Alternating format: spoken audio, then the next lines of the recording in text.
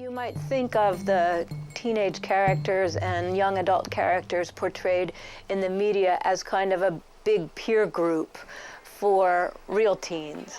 And so real teens are looking there to see sort of what are the norms, what are the expectations, what's appropriate behavior, what's inappropriate behavior.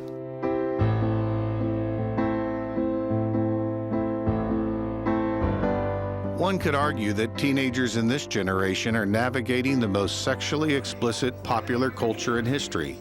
And the message to young girls is that their body is their best weapon. So flaunt it, even if you don't quite understand it. Their favorite celebrities and role models are making sex tapes and posting sexy pictures of themselves online. With this influence, it's actually a pretty short leap in logic for teens to take and send sexy pictures of themselves and send them to their boyfriends and girlfriends. There's the girl who sends it to the one guy and hopes that he'll like her. Right. Allison knows firsthand how modern technology can change your life in a moment. She told us her story of sexting to her boyfriend from her home in New Jersey. He texted me and said that he would get back together with me if I sent him a picture. So I just went into the bathroom with my two friends and took my top off and took a picture and sent it to him. Allison is not alone. Studies suggest 1 in 4 high school students have sent a sext message. I didn't think that anything would happen because my friend had taken pictures before and nothing had happened to her. But he never answered my text message, and by the next day, everybody in the school had it.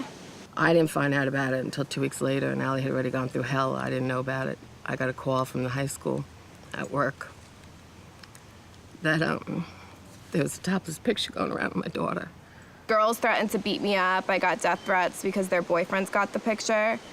And people vandalized my house. They put paint cans in my pool, and they rolled a tire through my glass front door. People hear bullying, and they think bullying back in our day, where 1 kid, 2 kids would bully you for maybe even an hour or something. This is 100 kids. And it's not an hour, it's non-stop. It's morning, noon, and night. It's your email, it's your phones, it's on the bus, it's at school, it's outside of school, it's on the street, it's everywhere. And someone said to me, why couldn't you stop? And I said, how do you stop 200 people? For 3 years, I didn't talk about my story at all. I denied it to everybody and anybody. And then I saw on the news that Jesse Logan had committed suicide because of it. And shortly afterwards, there was another story about Hope Witzel. The 13-year-old Florida girl sent a topless photo of herself to a boy in hope of gaining his attention. Instead, she got the attention of her entire school. Like Jessica, Hope's story was equally tragic.